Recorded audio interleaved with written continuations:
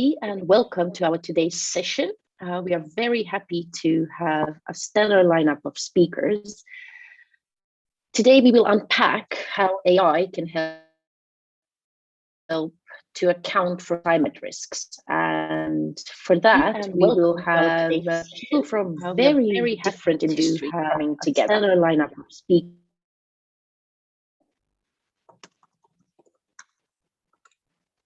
Okay, we are just waiting for all the participants to join in, and we will start shortly. Just to remind you who you will hear from today, you will hear from MEP Eva Kaili, from the Commissioner Mairead McGuinness, from Professor George Scadopoulos, from Dr. Kirsten Dunlop, from Demetrius Zafaris, Taifen Boperan, and from Mikolash Peksa.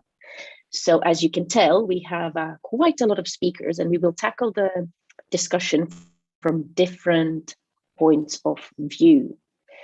So without further delay, we will start with MEP Eva Kaili, who has just joined us. As you know, she is very kindly hosting us today. We are very excited to be here. Eva, just as a quick reminder, is a member of the European Parliament, and she is also the chair of the STOA panel and the chair of the delegation for relations with the NATO Parliamentary Assembly. She is a member of Committee on Industry, Research and Energy, and she has been working on blockchain innovation and technology for a long, long time. So thank you so much, Eva, for having us with you today, and we look forward to hearing from you. Thank you, Linda, for your very kind words, and thank you for your help. I am delighted actually to host such an important debate, and it's a real pleasure to have you as our moderator. I would also like, if I may at this point, to give a special thanks to EU40 for organizing this timely event, and to the STOA panel for having the patronage of it.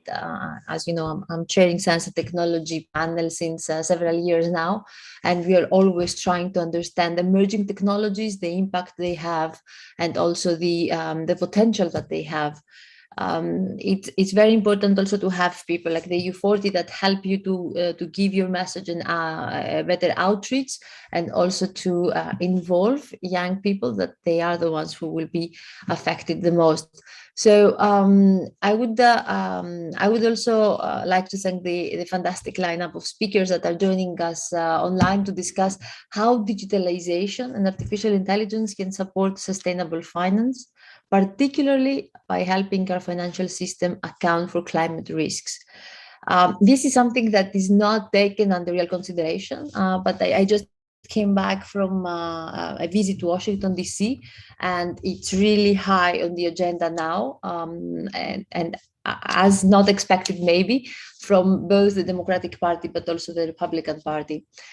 So the COP26 summit is delivering, I would say, a chilling but not surprising message that our current climate targets, they still fall short on what we need to deal with, and how do we decided to improve the climate crisis.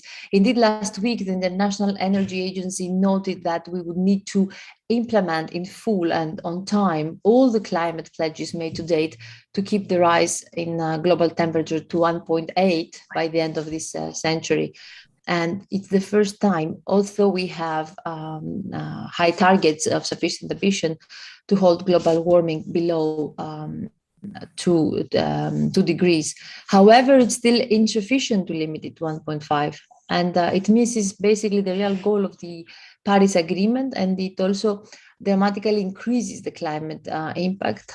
I would say that even if Europe is doing its best, it's not just Europe. This is a global initiative that needs to be taken in order to improve the numbers. And also, I experienced as a Greek the wildfires as a result of this climate crisis this summer. And I think this also underlines our inability to see beyond the present moment, and also our inability to take decisive action for our own future selves. However, technology offers us a glimpse of hope, and I think digitalization and artificial intelligence can help us to translate uncertainty into tangible risks that we can understand more easily, to be able to measure, to track, and also to tackle them. This is particularly important in the financial system. I think everybody has listened and heard about predictive AI that could mobilize also the resources of our economies and whatever they need to develop, but still it sends the wrong signals to investors and consumers. AI, big data, and other breakthrough digital technologies can bring clarity and scrutiny.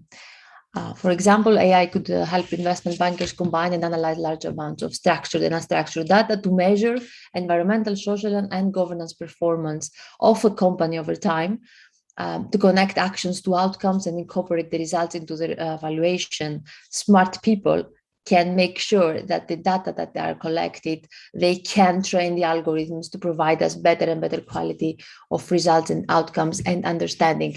And also distributed ledgers and smart contracts, they could help us deploy capital more efficiently and take under consideration also the targets we have in EU into sustainable investments across assets, sectors, and borders to unlock new sources of financing, and even track information on the alignment of stakeholders and projects with our sustainable development goals. And I hope, and I think that we will discuss later how machine learning has helped us to uncover how the US market prices reacts to different climate risks, from natural disasters and global warming to international summits and national policy measures. So I think we can use digitalization also to rethink the financial system and bring it in line with our climate change goals. So at the European level, we have a strong sustainable finance strategy, and I think it's very important to increase awareness by having these discussions.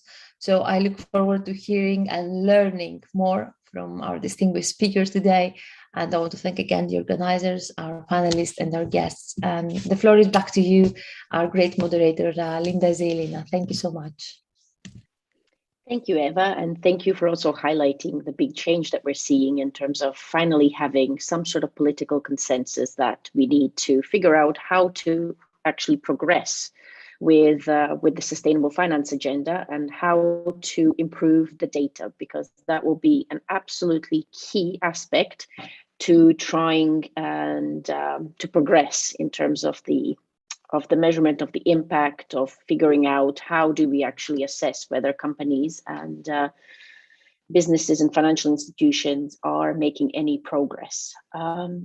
We also have actually a special address from the Commissioner Mairead McGuinness today, which is very exciting. She's the Commissioner for Financial Services, Financial Stability and Capital Markets Union. The Commissioner's vision actually has been a lot focused on ensuring that the financial sector delivers for people, society, and the environment. So we are very excited to have a specially recorded message from Commissioner McGuinness. So please, if we can play that.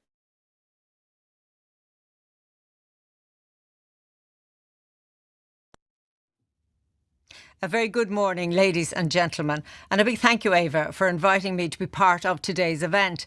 We were great colleagues back in the Parliament, and it's a pleasure to continue working with you now that I've moved to the Commission. I'm really glad to contribute again to a STOA event. I had the honour of being the Parliament's Vice President responsible for STOA for 2.5 years, supporting valuable work in connecting policy and science. STOA very often leads the conversation, and that's what you're doing at today's event. Of course, I'd rather be with you in person, looking at this interplay between technology and sustainable finance, but I'm very happy that technology is at least bringing us together. So here in the Commission, we have well-developed work on sustainable finance, and we have ambitious plans on digital finance. But the truth is that we're not yet advanced when it comes to connecting the two. I want to introduce some of that work to you today, but I also look forward to hearing your ideas on how to integrate the two topics. We often talk about the so-called twin transitions that are already transforming the way we live and work, the transition to climate neutrality and the digital transformation. These transitions are not separate from each other. We will need innovation and new technology to help us meet our climate goals, and the changes that they will bring together will be big. The world we see in 10 years' time, perhaps even in 5 years' time, could be very different to today's world. We need to shape the changes and not be overwhelmed by them. So, as we enter the next phase of the recovery from the pandemic, we should think about what we want Europe and the world to look like in the future. We are already feeling the negative effects of climate change. Just think of the extreme weather events that have hit communities across the globe so far this year. Floods, droughts, heatwaves, and they are all becoming more common. But if we act now, we can do something about it. The European Central Bank's economy-wide climate stress test, released in September, shows us that acting early is key. Companies and banks benefit from adopting green policies early, and the advantages of taking action outweigh the initial costs over the medium to long term. This climate stress test is a prime example of how vital good data is to a successful transition. It can help us to get a sense of what to expect and inform our decision-making. But when it comes to sustainability in the financial world, a lack of clear and consistent ESG data has been a major roadblock. But thankfully this is changing. A growing number of financial institutions are making voluntary pledges on their transition plans to reach net zero, and the Commission stands ready to support them. The EU taxonomy and other sustainable finance tools provide a guide for the transition. Underpinning voluntary pledges with EU tools can strengthen the coherence, clarity and credibility of these pledges and ultimately increase their chances of success. At the international level, the EU is pushing for convergence and ambition on global work on sustainable finance, in particular through the International Platform on Sustainable Finance. So on the policy side, we are laying strong foundations. And those in the private sector are taking their role in the sustainable transition seriously. Given the urgency of the challenge, we must make sure we use every tool at our disposal to tackle climate change. And in finance, we need to look at where we can further increase our ambition. Artificial intelligence, big data, and the Internet of Things all have a role to play in the future of sustainable finance. With July's Sustainable Finance Strategy, the Commission is exploring how digital tools can help SMEs go green. And we will look at how digital tools can help investors learn about and better understand how financial products affect the environment and the climate. We are building an EU financial data space, which will include sustainability information. One goal of the financial data space is to boost the use of data for innovative technologies such as artificial intelligence. This easy access to a broad range of information will help investors make decisions about where to invest their money. And it can help businesses learn from each other on how to become more sustainable. New market entrants and established companies alike will be able to use this data to develop new products and applications that can support the green transition. For example, they can use the data to analyse and manage climate-related risks, nudge consumers towards more climate-friendly spending habits, or develop insurance products tailored to weather or climate-related events.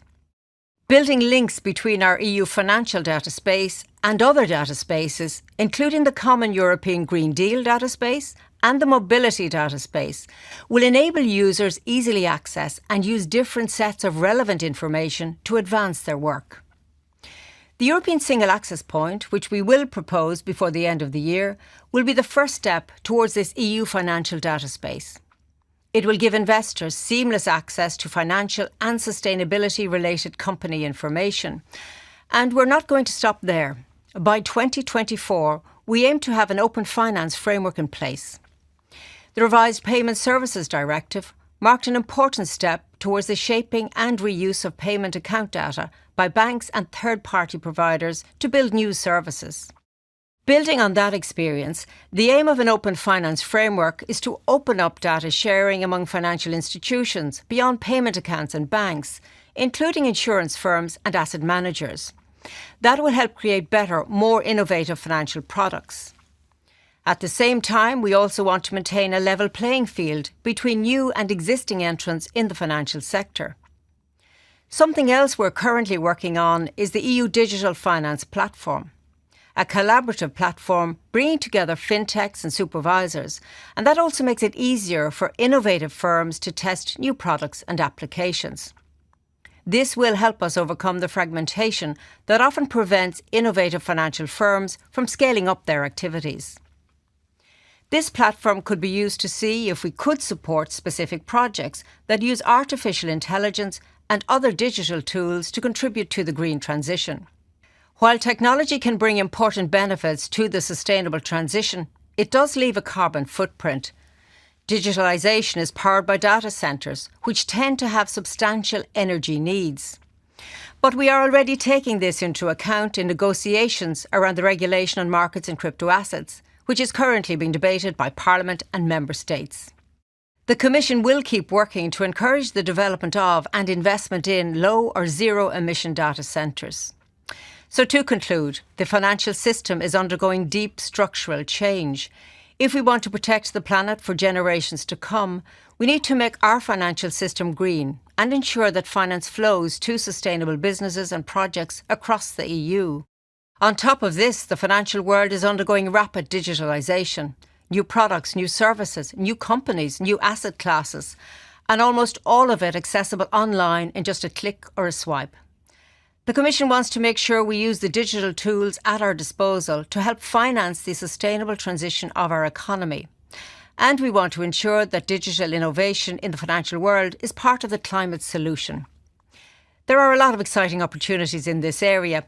I must say I'm looking forward to seeing what comes next. So thank you for your attention, and I wish you the best for the rest of today's event.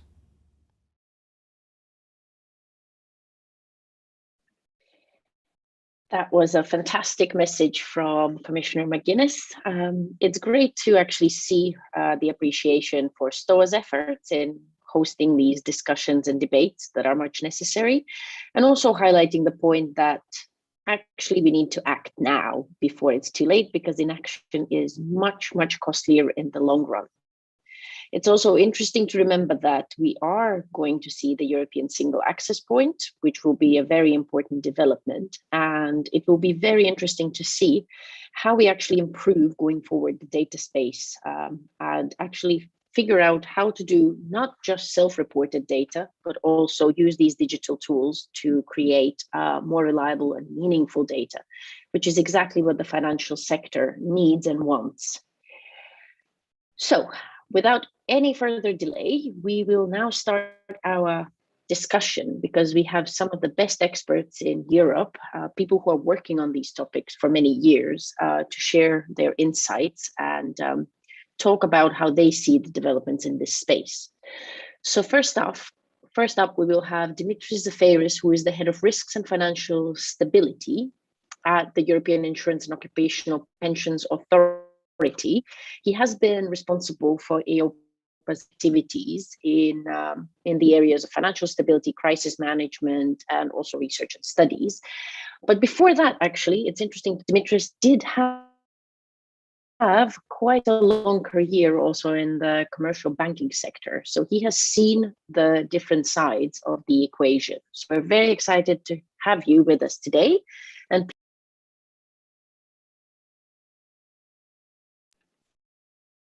Demetrius, do we still have you with us? I think you're muted. You do, no worries. Good morning also from my side. I hope you can hear me. Yes, we can, Good. loud and Excellent. clear. We can see Excellent. you. So I think difficult to start after the excellent opening statements by Mrs. Kaili and the Commissioner. I will try to bring the supervisory perspective to the topic, the insurance sector perspective as well, starting from what has been done in the area of climate change, risk assessment and AI, and perhaps bringing a couple of thoughts also and some ideas of the next steps of what may be coming. So sustainable finance, climate change, AI, machine learning are among the major issues currently under discussion in the European supervisory community, and not only. Both are cross-cutting themes within EIOPA, mostly work in parallel, but of course there is this clear intention of bringing those two topics together going forward. Now, starting from climate change, we have been implementing a quite ambitious strategic plan on sustainability and climate change, including support to the Commission's sustainable finance strategy. Of course, needless to say that the EIOPA regulation requires us to consider developments regarding to ESG, environmental, social and governance related factors within our framework. Several projects in this area, impact underwriting, perhaps an assessment of the NatCat formula when it comes to capital charges, or the potential treatment of exposures, assets, activities related to environmental and social objectives, use of climate scenarios in own risk assessment of institutions, our own climate risk sensitivity analysis. That's something we published at the end of 2020. It was an effort to use a top-down analysis, almost like a stress test, to assess the impact of transition scenarios on the asset side of insurers.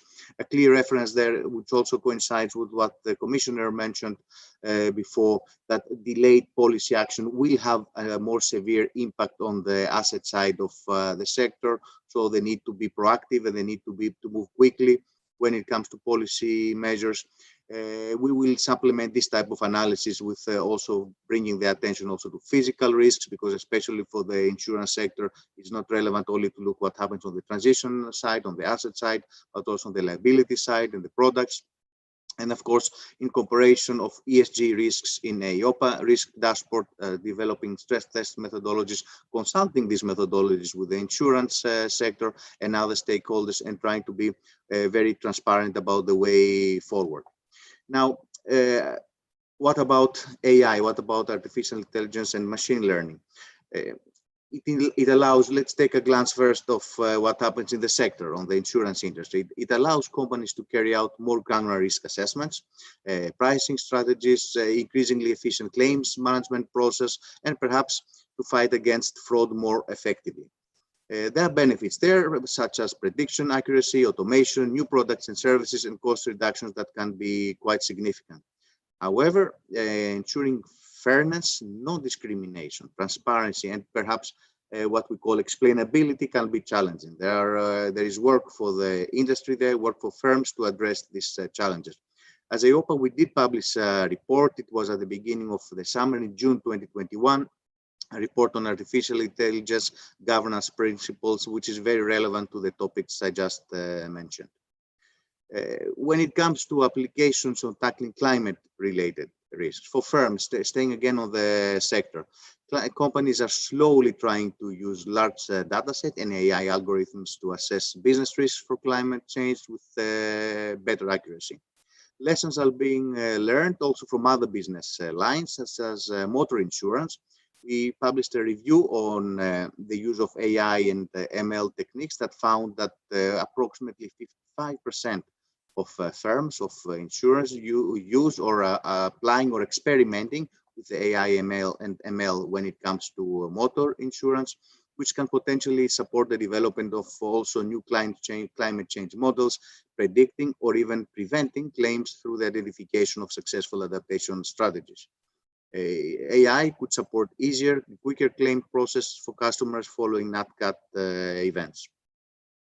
What about the supervisory community, though? What about the use of AI to identify undertakings, perhaps insurers or financial institutions with specific or similar characteristics and therefore similar exposure to climate change risk? So identify pockets of risk that supervisors could act proactively and identify and perhaps prevent an event before occurring. Now here, a very interesting question emerges. Can we use AI? Can we use machine learning to help us identify potentially vulnerable institutions? EIOPA, our institution, is currently a hub for Solvency II reporting information. This means that we are receiving the supervisory information from all European insurers. That's an excess of 2,500 entities reporting on a regular basis to European supervisors and EIOPA as a whole. There is a lot of information. Of course, these items were mentioned before, data quality issues, granularity of information is something we need to assess. Nonetheless, there is an initial data set that can be used to work with and apply such techniques. We could make use, and we are progressively making use of this wealth of data to identify potentially vulnerable undertakings, insurers. We're doing this mainly focusing so far, because this is what economists are usually used to, focusing on financial risk. But there is also a progressive the need and the intention to use such techniques also for climate change related risks. We can make use of historical observations of undertakings which are considered to be in a vulnerable state and train a machine learning model on those observations in order to predict which may become vulnerable in the future. I mentioned before, for insurance, it's not important to focus only on the asset side, on the holdings, but also the liabilities or the products, on the specific coverage that the insurance sector offers to the economy. But this doesn't come without challenges, of course. As everything new, it comes with a lot of implications for supervisors. A few examples to as highlighted previously: AI depends on good data. The quality of its models and decisions will only be as good as the data that it runs on.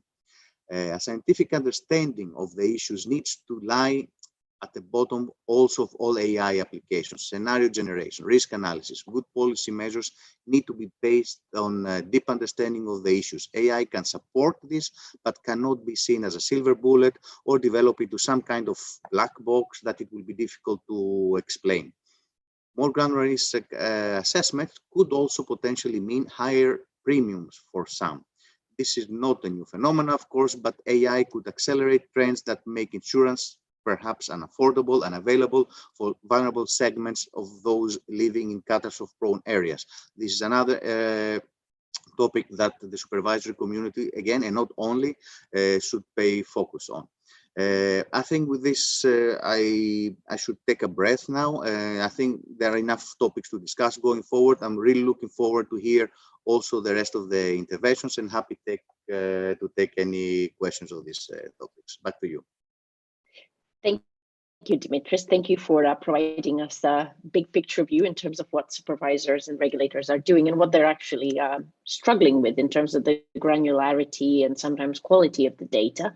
Just a very quick question: from what you have seen from your work, have you seen actually a greater appetite in investing in upgrading these digital approaches and improvements in the data space? Because through our work, we actually have noticed that often a lot of different entities struggle with the price point of improving these digital systems because they're sometimes quite costly. So have you seen an appetite in investing in improving the digital systems? You mean on the sector or from the supervisory side? From actually both. I would be interested to hear what you're seeing. Is there appetite? Are people trying to figure out what they need to upgrade, or are they still waiting for certain technologies to mature? There is a combination of things. Indeed, you would see for the biggest players in the market, there's a clear intention to invest. But as you can understand, the primary objective on private sector entities would be to use such techniques for efficiency gains, be it on the pricing, be it on paying claims, not necessarily making use of all information available. Information sharing, it's a topic that we should discuss, and I think it's very important to discuss. I didn't go deeply into this in my presentation due to time constraints. When it comes to the supervisory community, things are similar. There is an increasing intention and willingness to invest, but the investment there does not only, and this is a key, does not only include, of course, infrastructure and hardware, also includes people, and because something that it's not as easy to find as one may think. So finding people that they relate and they can also bring together such expertise, it's not very easy. But that's something that there is clear intention. There is this topic of what we call SupTech, using supervisory information together with technology to go and have more informed decision, more informed supervision. So clear intention there, but steps could, let's say, accelerate going forward. Thank you, Demetrius. Very interesting. It's the human aspect that we often forget, because sometimes the best data you get is when you combine analysts with technology. Actually, talking about different partnerships, we have next up we have actually the CEO of EIT Climate Kick, Kirsten Dunlop, who has been working on this for a very, very long time. For those who don't know, EIT Climate Kick is a crucial player on the European landscape in terms of innovation. Also, Kirsten has a very interesting career where she has worked in academia, consulting, banking, insurance, and a variety of other sectors. So she has quite a holistic view of these issues. And EIT Climate Kick has been trying to figure out how to do systems change, how to innovate, and how to improve outcomes, and how to essentially trigger systematic changes that we need for improved outcomes. So we're very excited to have you with us, Kirsten. So please, if you would like to share your opinion. Thank you very much indeed, Linda. And thank you very much to Eva and to the STOA panel for inviting me to this session and for, in fact, convening this type of conversation. So I think my number one reflections would be maybe three things that I'd like to add into this conversation. One is what are we doing? The innovations what does it mean to try to support, design, deploy innovation to catalyze systemic change? And specifically, how is that relevant to the question of digitalisation and AI to accelerate the green transition? And then the third element I'll reflect on is just the relationship between that kind of work and what we describe as challenge owners, businesses, cities, regions, national governments, who are sitting with the challenge of accelerated transformation, transition, and a lot of the social, political, and economic fallout of those kinds of transitions.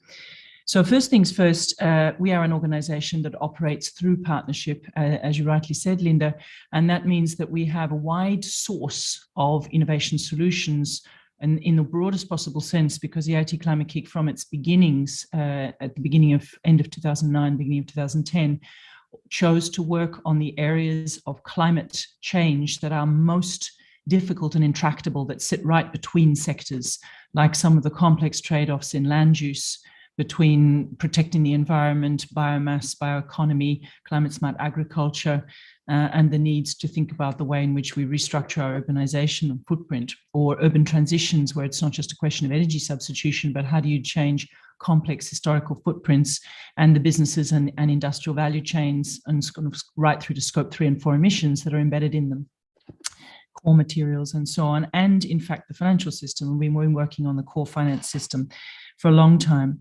The essence of what we do is to, on the one hand, support the supply of new solutions that can be anything from new materials and new technologies through to new fiscal mechanisms or policy innovations, or new business models that are much more multivalent. So they're bringing in multiple different cash flows together and multiple different dimensions of solutions. Nature-based solutions, for example, where we're literally using the reconstruction of the physical environment to act as a carbon sink, leveraging high-end technologies in wood in construction, like nanocrystallization of lignin, but also leveraging design innovations in construction techniques that make it possible to build very high buildings, or buildings comparable with steel and concrete high-rises that could be made out of wood. Some of the really interesting challenges around how to solve for a number of societal and economic transformation questions within the urban environment, whereas simultaneously solving for air quality, waste, water, planning, community reconnection, especially in the context of COVID, urban farming and food system security, all as one complex. And practically what that means is supporting organizations, challenge owner organizations that are usually a civic government or a regional government or a corporate, to think about innovation and use it differently. So instead of looking for a series of solutions or trying to find one or two winning solutions to invest in, working from the other direction backwards and looking at not just what we think is possible, but what is actually needed, for example, to decarbonize Europe's cities by 2030, 40, and 50. And that creates a pull space. This is the kind of European mission-led moonshot space. But what it requires is a portfolio of innovations where many different solutions are being tried simultaneously, and often competing technologies or diverse solutions connected in and applied on the ground. So this is less about developing innovation for capital markets and more about developing innovation and applying it quickly into rapid proof of concept, rapid cycle scaling, and then connection through to demand finance side. So offtake agreements, long-term structured finance that's coming through with multiple interests. Where that relates to digitalization and artificial intelligence, there are four things that I would want to to really focus on thinking about, in our experience, technology, digital technologies are absolutely instrumental to our ability to achieve both decarbonisation and adaptation, climate adaptation and resilience. And the advantage of intelligent technologies making sense themselves or responding quickly to inputs or processing a set of complexities of information inputs beyond the speed and power of the human brain is immensely important. There's a category here about the importance of raising the quality of understanding and the visibility of information. One of the front edges of innovation from our perspective is deepening our understanding of carbon footprints and of resiliency exposures to the primary level information, for example, in food or agricultural production, because very often a lot of the instruments that are being used are using secondary information that rely on reporting where we have inadequate or inconsistent data sets, or even just completely different interpretations of what is relevant. So deepening that right down to the ground, using advanced sensors and spreads and networks of sensors, but also using ground truthing with local communities and farmers to increase our depth of understanding and to broaden out our open standards so that that kind of information can be shared in compatible ways. And that's absolutely essential. Another element of this quality of understanding has to do with the extent to which we begin to understand the properties of what we're dealing with, because we actually barely understand some of the properties of the natural world and the materials we're dealing with, and begin to leverage satellite technologies and AI, for example, something like Open Surface, which is working in really helping us understand where is damage happening, where is environmental regeneration happening, how is agriculture having an effect on the land. Standardization, compatibility, interoperability, connectivity is one of the key elements where innovation can help us use information architecture and digital technologies better. The second is converting information to intelligence, because this is not just about having data, this is about knowing how to use it, and particularly importantly, understanding how to look at the implications of choices. We are structured at the moment, our world is completely structured into sectors and silos, so we're not looking at interconnections across, and starting to have open data systems that help us look at the relationships and unintended consequences of choices is helpful. That's a key element of innovation. The third is guided decision making. This is where I think some of the frontiers of digitalization and AI are really evident, where, for example, there's a possibility of recoding our attention to a civic capital economy projects that we're running, such as trees as infrastructure, that are redirecting investment efforts towards regenerative elements that are not showing up in classical investment profiles, or using multi-agent virtual technology and multi-agent virtual AI to guide decision-making on complex systems like large-scale agriculture so that we can code it for carbon capture and storage and soil carbon instead of coding it for efficiency and optimization of land, which is a lot of the degrading we're getting. And lastly, of course, real-time responsiveness in that, because we need to take decisions very fast. And the fourth and final reflection I would make is digitalization and AI is intrinsically linked to human capability. We work with MIT on a tool called Exaptive, which is using an AI to connect people's experience and capability in innovation, finance, decision-making, climate risk that is not obviously matched, but forms contiguous knowledge sets that all of a sudden allow us to see and act more holistically. So those are just some of the examples of the work that we're doing in this space, and really looking to pay attention to how do we see the system and make decisions in more systemic ways. Thank you so much, Kirsten. I absolutely love the fact that you brought up the silos, because up until now, we've seen that there is the silo of environment, silo of carbon, but we do have biodiversity. We have also social impact that we could measure better. And since the EU is actually developing a social taxonomy, that will be a big question. And I think in most cases, we do face the twin wicked problems, which is inequality, and it is climate change. And sometimes those are also intrinsically linked. So in that sense, my biggest hope is that improved technology, innovation, ecosystems, and all these different digital tools that we have will actually help us navigate the complexity a bit better and understand these interconnections and how one side of the equation affects the other a bit better. So it's great to see that EIT Climate Kick has been pushing the boundaries and thinking about what are the key systems changes that we need. Because since you're especially at COP right now, what are the most promising developments that you've seen that give you hope that maybe we will actually eventually start having some solutions? Because we've seen some criticism about COP saying that, well, you know, the ambition is just not large enough, or that we are moving too slow. So since you're there right now, joining us from Glasgow, what are your... My reflections would be that there is a quality of determination to act at a subnational level that is very, very different, and a determination to act that is converging and connecting in all sorts of ways. People are no longer discussing if, how, who's got to do something else before they can act. They are really discussing, at least in everything that I'm kind of observing, jumping into or seeing coming across, this is a discussion on how quickly, how do we do this better, how do we unline obstacles, how do we leverage much better what we have. I think industry is also showing up in a very different way. There is a much, much more concentrated conversation, still not going far enough, in my view, still talking about climate risk, still talking about climate strategy, and not fully yet embracing the fact that climate change is simply the defining feature of all markets for the next 50 years at least.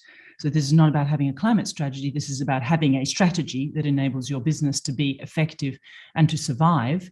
But there is a much, much greater concentration of understanding and of determination in working out how to collaborate. The number one word I've heard over and over is we have to bust out of the silos, as you said, and really work out how to do radical collaborations.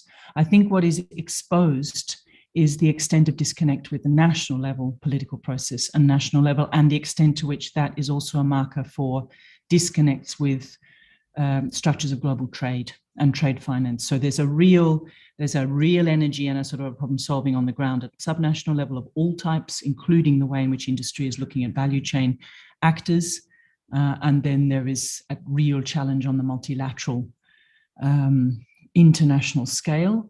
But there are, I think this might be the tipping point where the opportunity, for example, to think at what happened in the wake of the financial crisis, thinking about climate risk and starting to expand that up to understand strategic risk more broadly.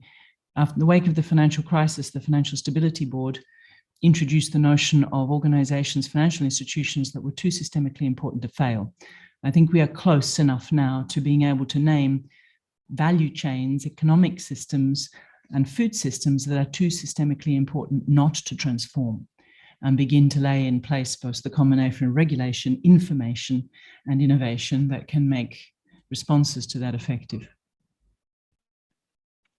Thank you, Kirsten. I think that's a very interesting point, the fact that we actually have different communities really energized, and hopefully that will at some point translate into electoral and other types of pressure that drives then the political forces.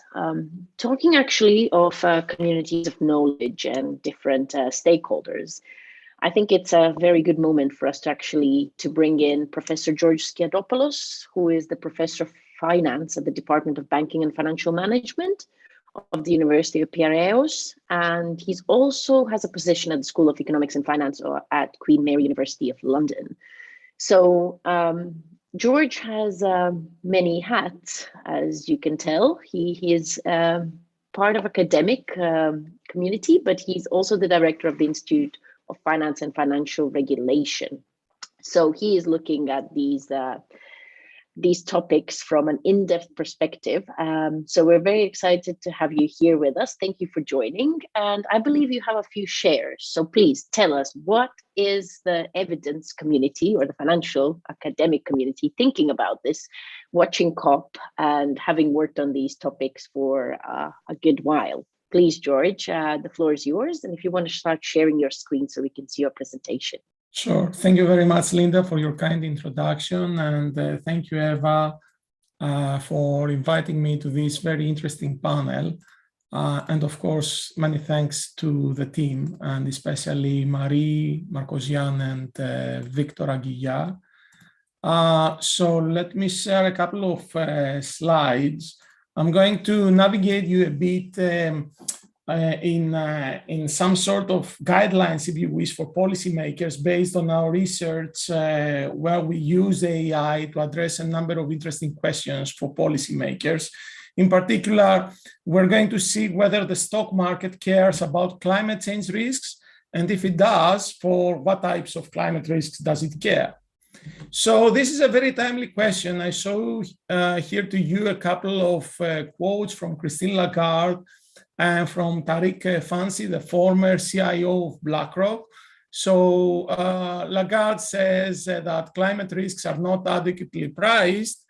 And Fancy says that if I was on a panel and someone asked me what's the best way to tackle climate change, the truth is someone is better off calling their congressperson. But how do we know that these statements are true? So in particular, how do we know that climate risks are not priced? And if they are not, if there is a threat for an abrupt price correction? And how do we know that government's intervention has a role to play? These are very important questions. So to put things into perspective, as we all know, what is very important here is to dissect climate risks. And these can be dissected in two types, the so-called physical risks and the transition risks stemming from government actions and adoption of new technology. So the key question is, do stock prices incorporate, or as we call it in the finance jargon, price physical risks, or do they price government's intervention? Why is this an important question? Because if physical risks are big and they are not priced in the market, then there is a threat for financial stability, as it was the case back in 2008, when mortgage risks were not priced properly by the stock market. And if this is the case, then is there a role for government's intervention to step in and correct this stock mispricing? To answer these questions, we need to measure climate change risks, and this is not a trivial task. And here is where artificial intelligence and academic research can step in, and they can provide the answer. So in very recent work with Renato Faccini and Rustin Matijn from the Central Bank of Denmark, we provide first-time scientific evidence on these questions. So we answer the question, does the stock market care about market-wide physical risks, or does it care only when the government intervenes? And which firms are the most exposed to these risks? We apply AI, in particular textual analysis, to Reuters News. So we have to deal with millions of articles here. And that's where Kristen's point on, the point whether we have a lot of data, but we need to extract some valuable information kicks in here. So we identify 4 topics. We disentangle our, 13 million articles or so in 4 topics. These are the natural disasters, the global warming, international summits, and US climate policy. We provide novel measures of climate risks. Our measures capture the attention that each topic receives by media on a given date. And what do we find? We find that investors only care about climate policy risks. They do not care about natural disasters. They do not care about global warming. They do not care about international summits. So I'm sorry, but Glasgow is not going to be in the picture. So just to get very quickly here, you see how natural disasters risks are captured by our AI technique. You see that you have spikes whenever, certain bad things are happening, like hurricanes, wildfires, flooding. These risks are not priced. At the same time, you see how our US climate policy risks look like. So you have spikes whenever certain things are happening in the US regarding the discussion on climate in the Congress. So like, when certain bills pass, or when US abandons the Paris Agreement, or when some key figures like Scott Pruitt, a notorious denialist of climate change, is appointed to the Energy Protection Agency. Here, the fluctuations signal good or bad news for the economy, depending on which party is ruling the Congress. As we expect, when the Democrats are ruling the Congress, then they're passing laws which combat climate change. But when the Republicans rule the Congress, then things are not good for climate. So we believe that these kind of results can serve as a guide for policymakers. Why? Because we find that climate risk from government intervention is the only source which is priced. And actually, interestingly, this happens post-2012. So this is in line with Tariq Fancy's claim.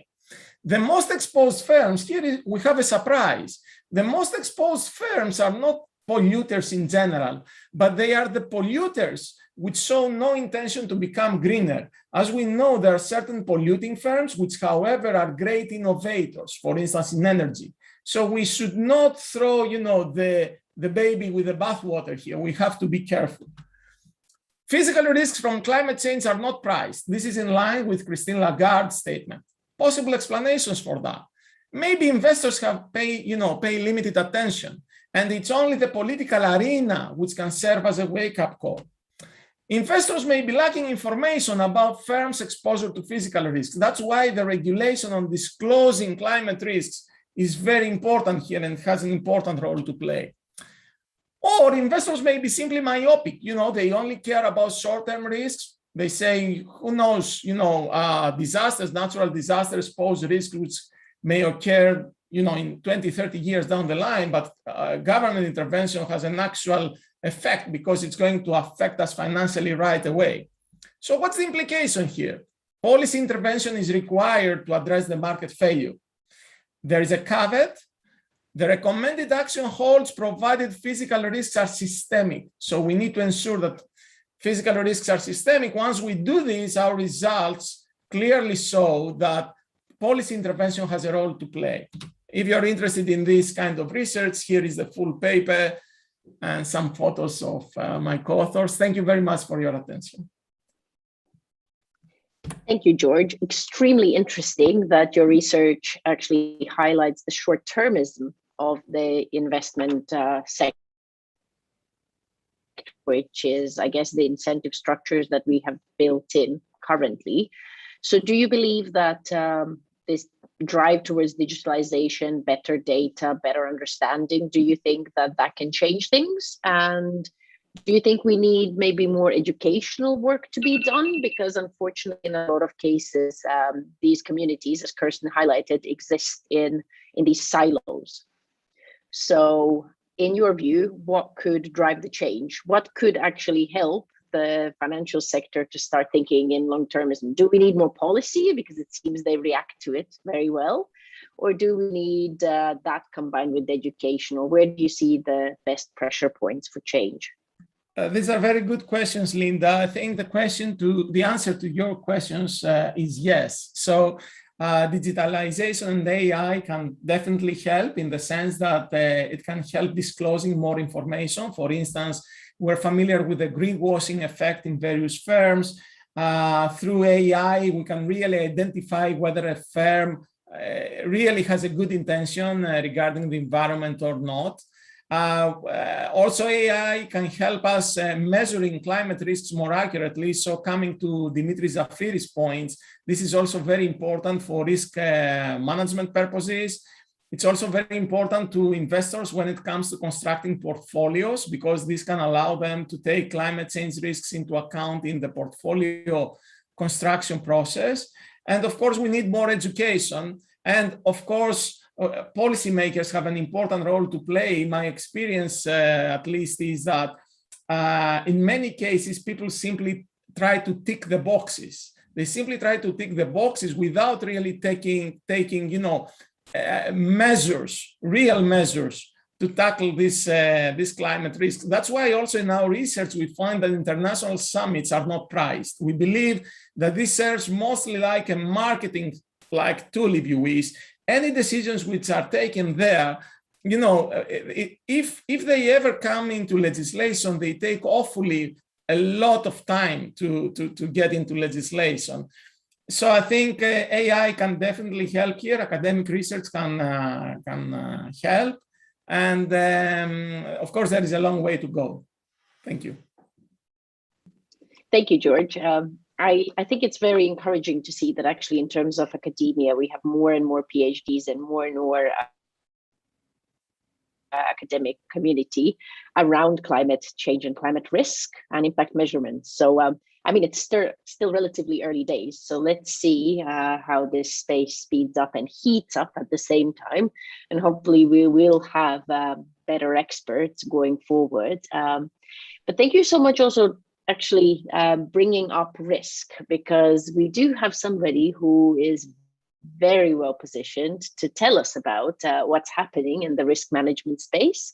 With us today, we have Tayfeine Beauperrin from the Federation of European Risk Management Associations. So this association has a very good understanding of how risk is looked at the moment and how it's also changing in relation to all these policy developments and demands from the market.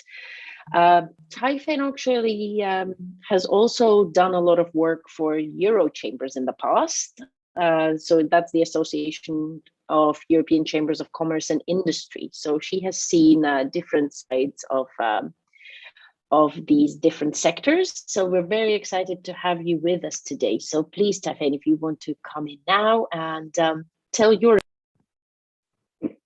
Thank you, Linda, and thank you to MEP Eva Kaili and her office for the invitation to speak, as well as the EU40 and STOA for hosting the event. So, as it had been said, the topic of climate risk could not be timelier than during the COP26, and this AI and new technologies angle is well spot on and appreciated. So, but before starting, I'd like to say a couple of words about the risk managers, basically, who are the professionals responsible for taking an enterprise-wide views of the risk and the opportunities for the organizations.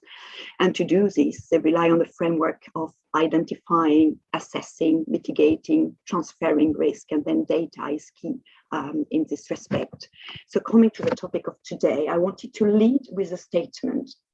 Companies must be, first of all, more resilient, and we need a public-private partnership to help for the recovery. So from a risk management perspective, climate change is not a new risk to us. What is different, though, is the frequency and the impact of extreme weather events, which are both increasing, and so are the losses. So it has already been said, you've seen over the summer, the flood, the fires in Europe, hot weather in Canada, Hurricane Ida in Louisiana. And when you really look at the losses, you can see that in Europe, the flood losses were between 5 to 6.5 billion euro, but these were only the insured losses. So we do not know the uninsured losses. And so in fact, the risk managers, what they do, they focus more on how to be resilient. The discussion is no longer about how to manage risk, like climate risk, for instance, but it's how companies can be more resilient in the face of a number of interconnected risks. Because with globalization, with digitalisation, the risks are now all interconnected. Another part of the picture is that we are seeing some insurers saying that certain risks are uninsurable. This is worrying for businesses because insurance plays a very key role in ensuring their financial resilience. So the word uninsurable is especially worrying considering what happened to many businesses over the pandemic, and they were left with really no coverage for the business interruption losses they incurred. So this is why at FEMA we do believe that we need to set up a European catastrophe risk framework based on a public-private partnership to foster resilience for our economies. And that would help businesses bounce back after the loss event that had taken place. And this is particularly relevant for climate risk because this could be the next pandemic. So we need to anticipate, acting early, as Commissioner McGuinness said. And when looking at what we can do to prepare for that, we need to be able to assess the potential risk and the possible impact. And data is really key here. So moving to data, in November 2019, FEMA authored a thought paper on the implication of AI for risk management. And at a very high level, it won't surprise you, but what we found is in order to perform well, and it has been said by Demetrius, AI needs data of a certain quantity and quality. So the very first question to consider is therefore the organization's strategy for managing corporate data, its own corporate data. And this required considerable investment to improve their resilience, notably to climate risk. So companies on one side need to do their own work internally, but there is also massive potential in data sharing in the EU. And that's why we're extremely supportive of the European data strategy, and in particular, the future initiatives that Commissioner McGuinness spoke about in the area of open finance and notably open insurance. And we also very welcome EIOPA's consultation on open insurance, which is definitely a step in the right direction. Still, we are disappointed that at this stage, there's no specific reference to companies in the discussion paper, where there is a lot of potential in this area in terms of innovation and improving the organizational resilience of companies. Okay, fantastic, Taifein. I love the fact that you are reframing partially the discussion from risk to resilience, because it's true, knowing the risks is one part, but actually building that resilience and using, as one of the first speakers said this, actually, I think it was Kirsten, actually, how do you use that information to that's very, very interesting. So on that note, actually, how have you seen the AI impacting the risk manager's role? How have you seen these developments playing out in day-to-day practice for risk managers? Yeah, so basically risk managers, they need to understand the new risk and the exposures of the organization related to new technologies overall, as well as all the opportunities, of course. So on the one hand, this means that risk managers, they must look at how AI will impact their company's risk profile. For example, the liability concerns. On the other hand, risk managers do also look at how AI can make them more efficient in their own role, in assessing risk and opportunities, assessing the exposure of their company. So on this point, it's clear, however, that we are at the beginning of the journey. We conducted a survey in 2020 where we found out that 10% of risk managers are making regular use of AI in their role, and a quarter of the risk managers regularly use some form of process automation in their role. But as I said before, this all depends on access to good and reliable data, which is still held in silos, as also we've discussed before, and are not available to be used. So for example, there is a huge potential in accessing historical loss and claims data on climate-related risk, which could help risk managers conduct their own risk assessment more accurately, advance their predictive capabilities, and even to respond faster. So this ultimately would definitely help foster more corporate resilience. Thank you, Taifein. I think that's very interesting in itself when you actually tell us the numbers of actually how small the part of professionals is that uses the data on a day-to-day basis. And it's going to be interesting to see how that changes. We did a big project with Refinitiv and PRI this year, actually, on looking at the data gaps. In this case, we looked at the social impact indicators. So rather than effort, how do you actually measure whether this effort is translating into real impact on the ground? Are these policies playing out? And that was very interesting to see how many gaps we still have, but also how much we already have and how much is not getting used. And I think that going forward will be a big development in terms of all these data points that exist outside the self-reporting space, and that you can very easily actually aggregate with the new digital tools. So I think we're going to revisit these points and see also what our other speakers think about these. But because we are running short on time, let's just move on. With us, we also have MEP Mikuláš Peksa joining us today. Interestingly enough, I think it's a notable fact that Mikuláš is a biophysicist by training, and now he is sitting in the European Parliament and being part of a lot of these very interesting, intense discussions about what next, what the EU should do in the space of sustainability. So we're very glad to have you at this EU40 and STOA event. Mikuláš, would you like to come in and reflect on what we've heard this far? And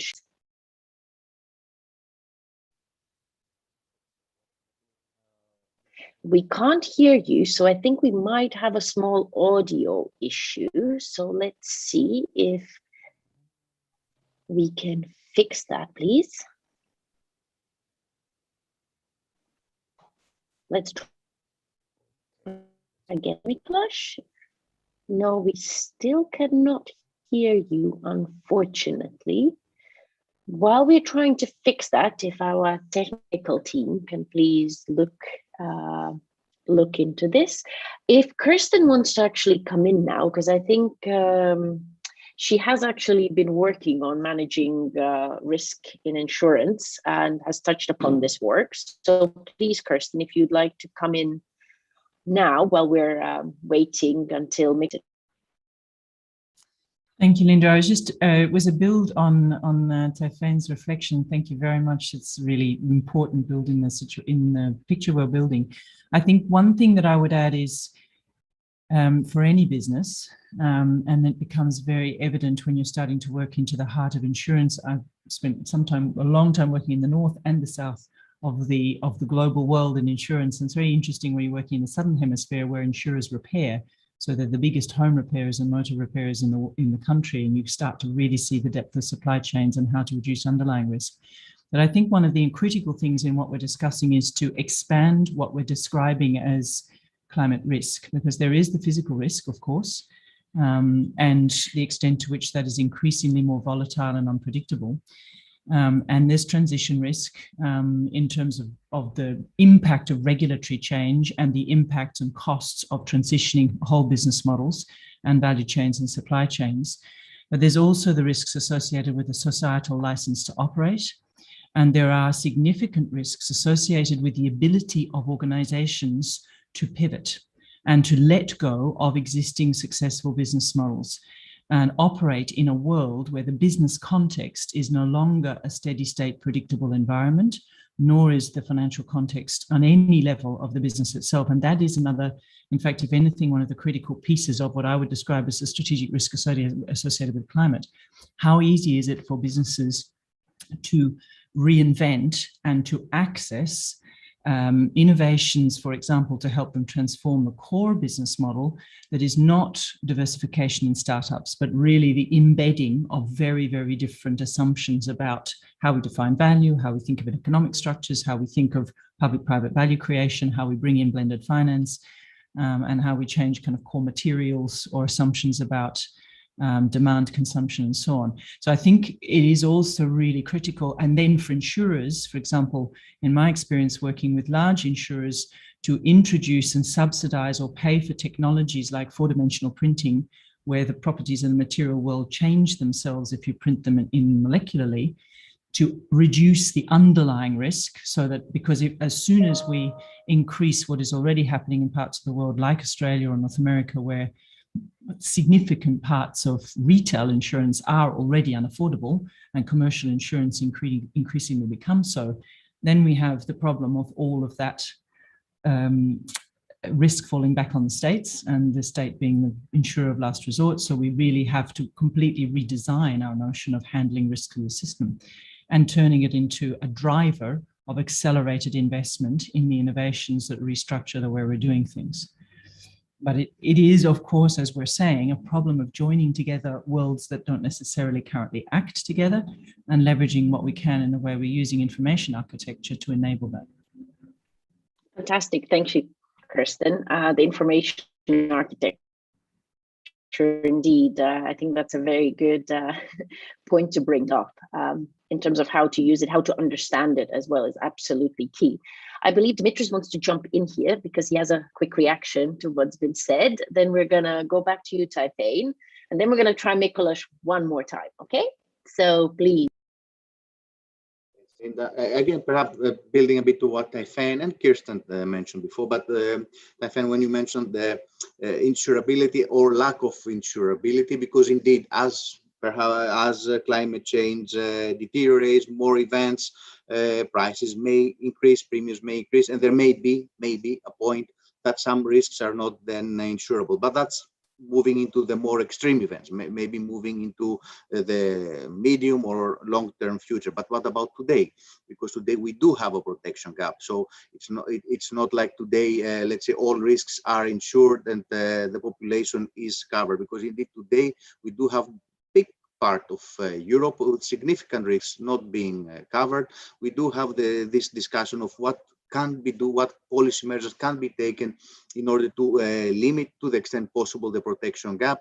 And this is something that I think, again, what you mentioned, the public-private sector cooperation, but also some measures can be taken.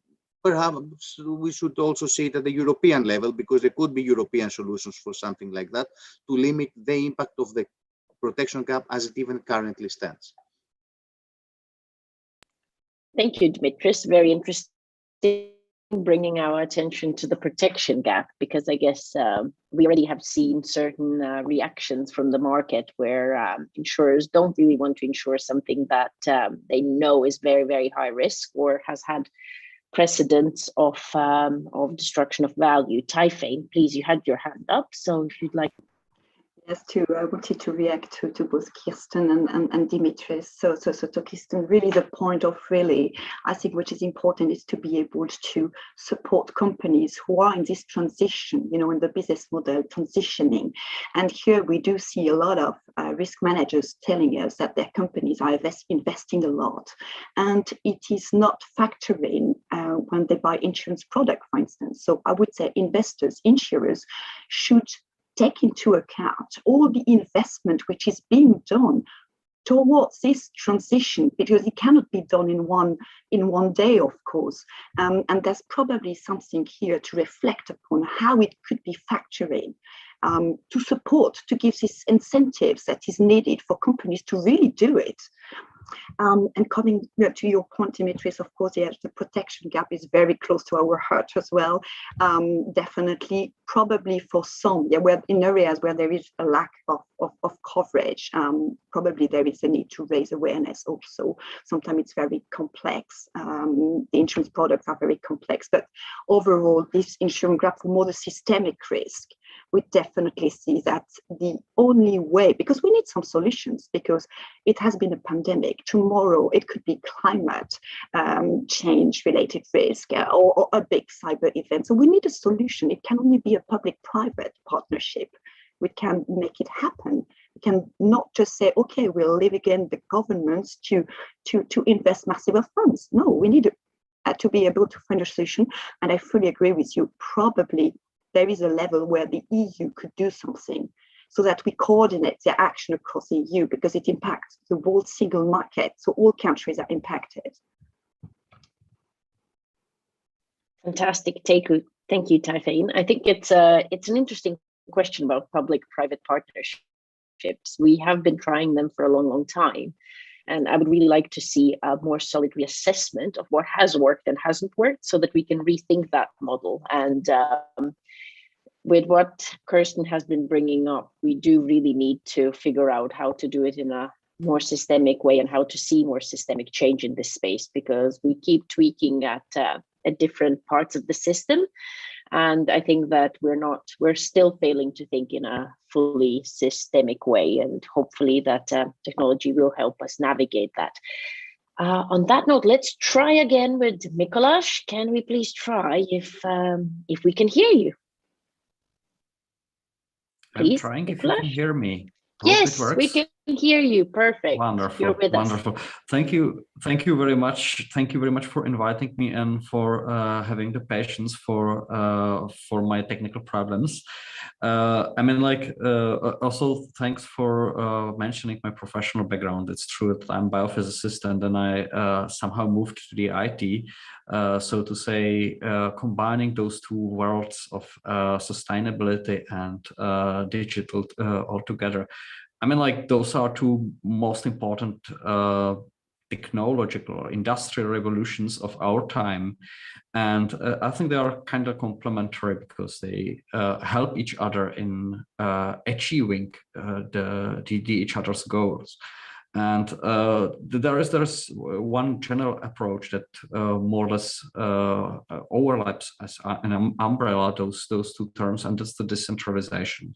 We do strive for decentralization of energy production. We do strive for decentralization of digital networks, and this is very much an approach that frames this whole revolution and gives it the new quantity, the new opportunities that we as mankind can use and utilize. And so far we did. But there is still definitely a lot of space for further development, where what we can use and where we can expand. So I was really happy to have this opportunity to follow the discussion, because the speakers contributed quite a lot in various directions about what are the options we have in front of us, and we just need to use, and that needs really a proactive approach. So I was happy for having this opportunity to be here to talk, and also I hope that all the followers of this stream use that as well, and will take the contribution that was provided. Thank you very much. Thank you, Mikuláš. I do have one more question for you, since we've just brought you in and you sit in Brussels and you're part of the European Parliament's work on all these issues. So actually our center, the ISFC, or International Sustainable Finance Center, very long name, is actually headquartered in Prague. So we share some of the same spaces, I guess. And I was wondering, in terms of the next 5 years in Europe, what do you see as the kind of crucial changes that we can expect? We know that there's social taxonomy coming. We know there's European single access point. Do you also think that we need maybe better climate or European Green Deal diplomacy? Since we have Czech presidency coming up next year, I wonder what your view is on trying to actually align all the European countries with much more similar messaging on what Europe is doing, because of course whoever sets the standards exerts quite a lot of influence. So I'm just wondering what your take on that would be. Do you see Europe playing a bigger role? Do you see some sort of global alignment? I see that as an absolutely necessary step forward, because we of course had the Paris Climate Agreement. However, now the question of implementation comes, and just a simple look on the map shows that Europe is currently leading the whole effort. There are others putting some effort, but we are the let's say most progressive. And in that sense, we definitely need the others to align with us, because otherwise the whole effort would probably fail. So there is definitely much more needed to be done in order to actually reach the goals. With mentioning the Czech presidency, I know that you probably know that you have touched a sensitive point for each and every Czechs, because it's true that the leaving government of our beloved Prime Minister Andrej Babiš was kind of critical towards the European effort for climate neutrality. However, the new government that is now being formed, and whose coalition agreement was already signed, considers the climate to be an important topic, and the sustainability is supposed to be promoted. So I believe we will be able to manage through this upcoming Czech presidency in the second half of the next year to really move the whole agenda forward and bring more sustainability also into our foreign diplomacy. I mean, foreign of besides Europe. I mean, like, I don't consider the diplomacy within Europe to be foreign affairs. Thank you, Mikuláš. Yes, I mean, it's very exciting to see a political change. So let's see what the Czech presidency brings. We have a lot of high hopes for it, of course. I think it's very interesting also talking about transitions. We have a question from one of the participants. Samuel Zilber asked, how to measure intention to become greener, and our transition scoring and rating, could that be useful? And that's very interesting because recently, I don't know how many of our listeners have noticed that we actually have a transition pathways initiative that sits in London, in Grantham Institute. We also have some other, I think, new initiatives springing up, I think, next year, funded by philanthropy. So we will see a lot of development because, especially in Central Eastern Europe, the transition, I guess, will be even bigger. And we are starting from a slightly different starting point. So it's going to be a big conversation. How do you measure these transitions? And I think Kirsten already has her hand up. So please, Kirsten, if you want to come in. And then we have George as well. Kirsten. Okay, the connection just dropped. Can you hear me now? Yeah. Just one thing to add into that, actually, in a very uniquely and importantly European, the missions that now begin and the Green Deal pilot initiatives are a form of strong transition signal. So the Net Zero Cities initiative that is beginning now, which is the pilot of the cities mission and the roll through, envisages 100 cities in Europe signing a climate city contract to commit to decarbonization by 2030. Now that creates a very strong signal around the intention, and the intention earmarked to a time frame that we know is a massive stretch goal. But in terms of the aggregation effect of 100 European cities, all of whom are serviced by European SMEs and industry, value chains, supply chains, they have a really important market signal in terms of that intention. And this will be an initiative that pilots the sustainable finance taxonomy. So there are opportunities for a number of things to come together, just as a sort of less financial world, but possibly one that the financial world then really can start to take greater confidence from. Thank you, Kirsten. A very good point. George, would you like to add something? I will start talking a lot less because we're running out of time. So please, if anybody else wants to come in, just pop your hand up, or pop your hand up also physically. I can see you. Thanks, Linda. This is a very good question, actually, and I think it relates to the sequel question about what source of data to use to identify biggest polluters. So in finance, things are a bit more complex. Of course, there are firms or institutional investors who sign up in various associations like PRI or others, but real intentions may differ from what people claim that they wish to do so. So one measure one typically uses is the E ratings, so a pillar of the so-called ESG ratings. But we know nowadays that we have various problems there. For instance, the ESG ratings provided by different providers may differ a lot.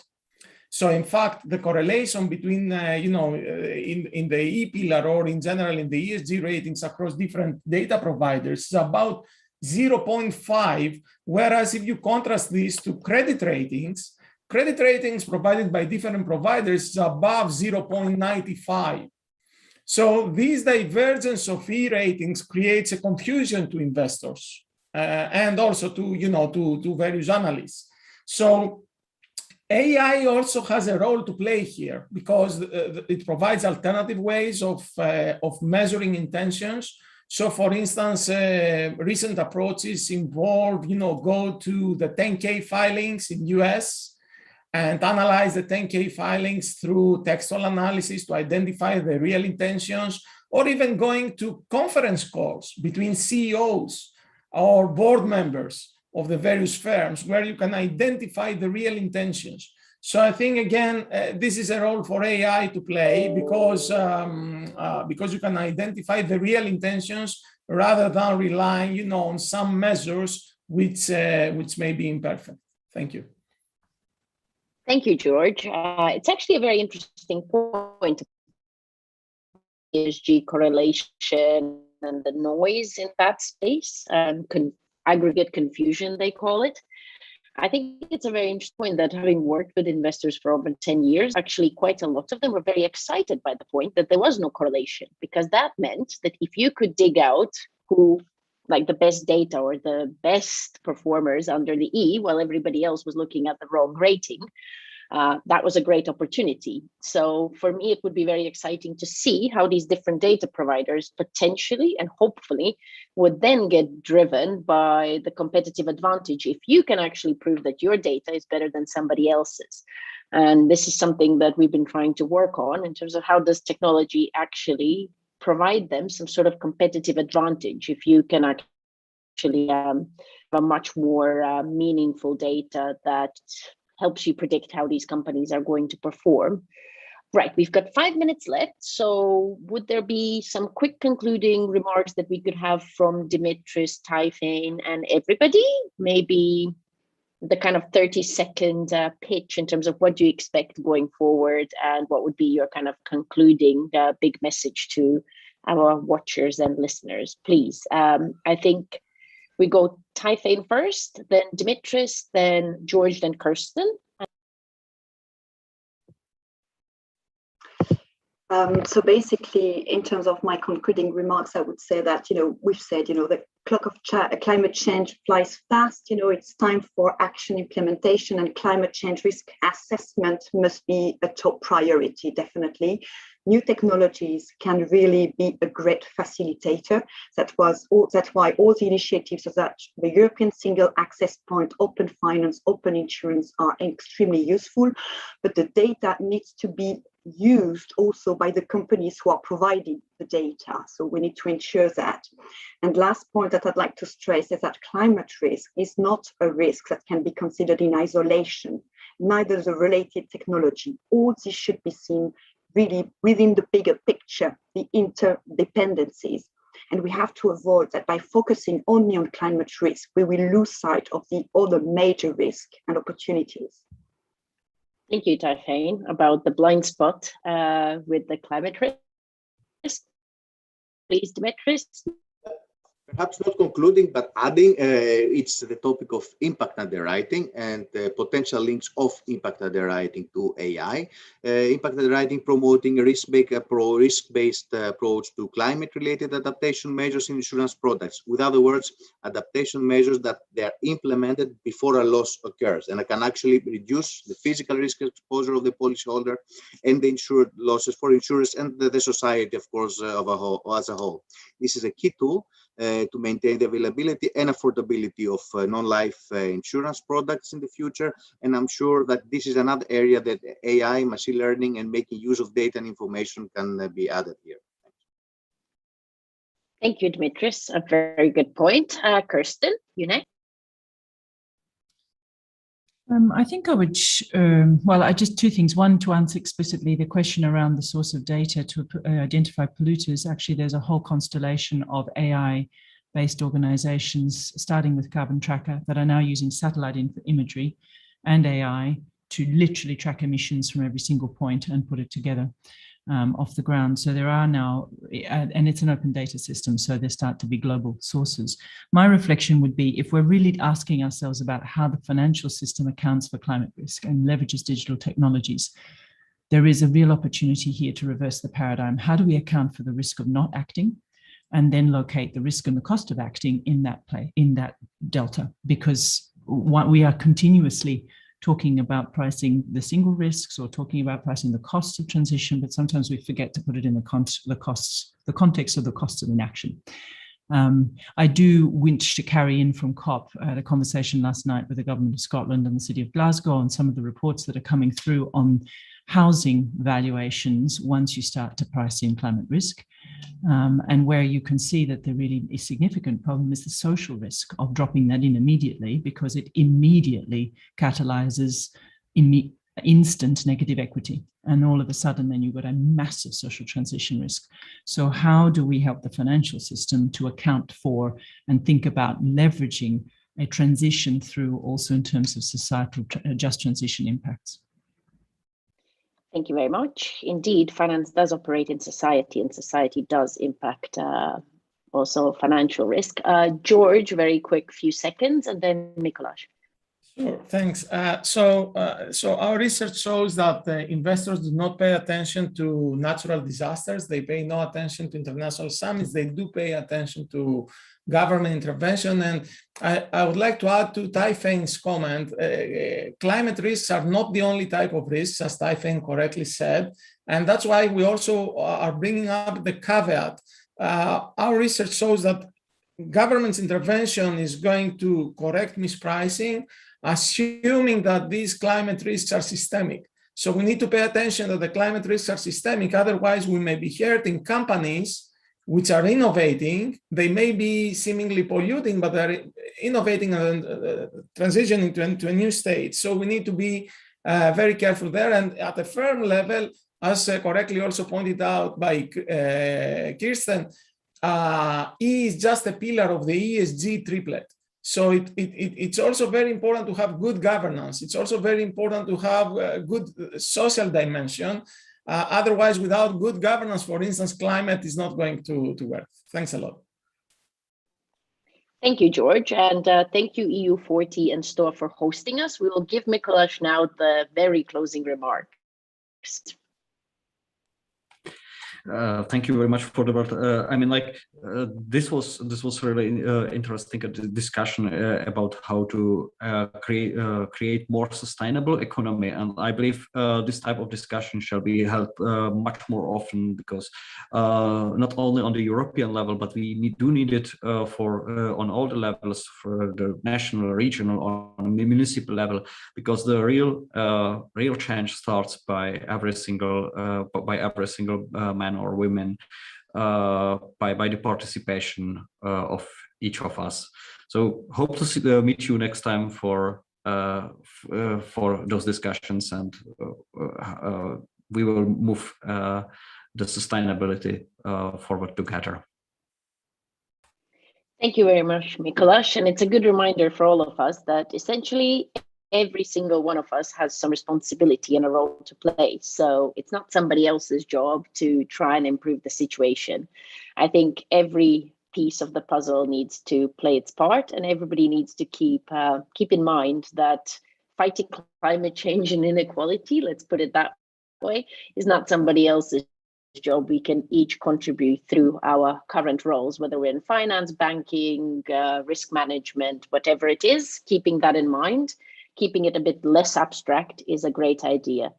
Thank you so much, everybody, for joining us. The event has also been recorded. The video will be available for rewatching and sharing later.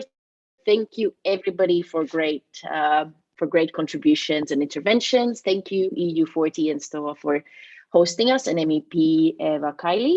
Thanks, everybody. And yes, let's keep the good work up and hope that post-COP we will see some very positive changes on the ground.